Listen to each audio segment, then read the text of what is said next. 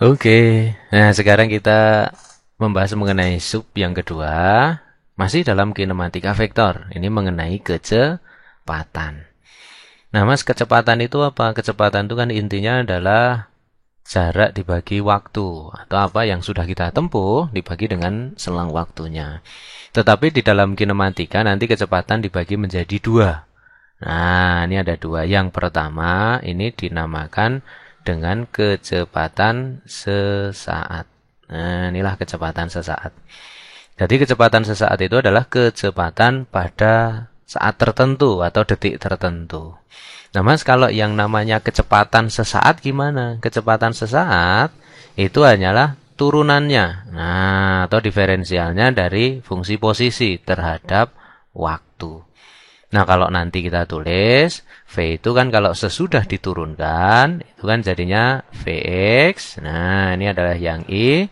Nah, ditambah dengan Vy. Ini adalah yang J. Ini misalkan ada posisinya. Ada sumbu X, ada sumbu Y. Inilah yang dinamakan dengan kecepatan sesaat.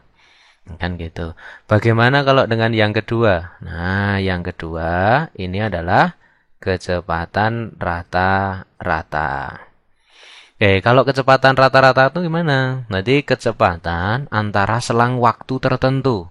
Sehingga kalau kita tuliskan, karena antara selang waktu tertentu, sehingga delta. Nah, atau selisih. Delta R per delta T. Nah, kan gitu. Itulah. Atau nanti sama. Nah, karena delta R ya berarti jatuhnya kan sama. Walaupun nanti adalah R2 dikurangi dengan R1 dibagi. Nah, ini T2 dikurangi dengan T1. Nah, itulah yang namanya kecepatan sesaat dengan kecepatan rata-rata. Kalau sesaat didiferensialkan, kalau rata-rata itu adalah selisihnya. Nah, Mas, bagaimana cara mendiferensialkan atau menurunkan? Oke, sekarang kita cek di sini. Nah, kita ambil contoh. Jadi misalkan kita punya fungsi posisi R-nya misalkan. R-nya itu adalah A, ini adalah T, pangkatnya B. Maka cara mendiferensialkan atau V-nya itu adalah dr per dt. Nah, yang namanya diferensial, akhirnya gini deh. Nah, B-nya turun ke depan. Nah, kan namanya turunan. Nah, diturunkan. Nah, berarti nanti A dikalikan dengan B. Kalau sudah diturunkan, maka nanti T-nya, B-nya ini pangkat 1. Nah, dikurangi dengan 1. Yuk, sebagai contoh gini, example. Nah, ini example. Misal, kita punya R. R-nya itu adalah 4T kuadrat ditambah dengan 2T dikurangi dengan 5.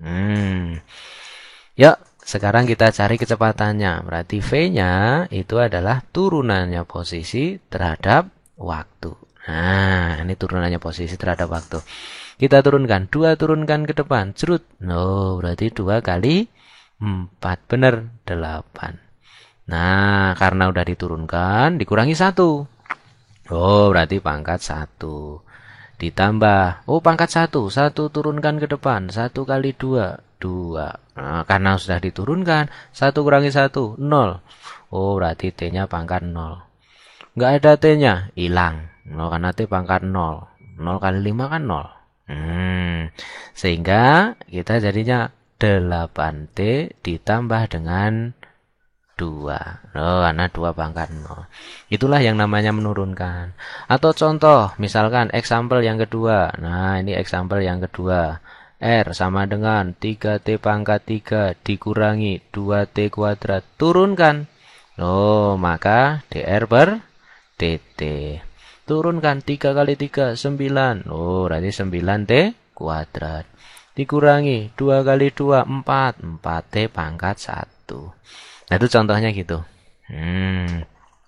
Mas, gimana kalau sekarang kita ambil contoh? Nah, kita ambil contoh yang dia itu posisi. Seperti yang dicontohkan yang di sini. Nah, ini posisi. Sama. Nah, kalau kita punya contoh kok dia itu posisi, ya nanti seperti itu mirip-mirip saja. Oke. Sekarang kita pakai warna hijau. Nah, hijau. Yuk. Misal, nah ini example yang ketiga. Kita punya contoh misal R. Nah, R-nya itu adalah 4T kuadrat dikurangi 3T. Tuh, ini adalah sumbu X, sehingga vektor satuannya I.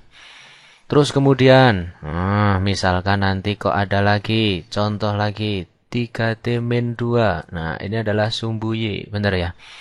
Nah, maka yang namanya fungsi kecepatannya, berarti turunannya R terhadap waktu. Kalau kita tulis, 2, turunkan. 2 kali 4, 8. Berarti 8T. Dikurangi dengan turunkan, hilang, jadinya 3. Nah, ini adalah I. Ditambah, turunkan. 1 kali 3, 3. T-nya jadi hilang. 2 turunkan. Nggak ada T-nya. Nggak ada T-nya ya jadinya 0. Nah, inilah yang namanya turunan.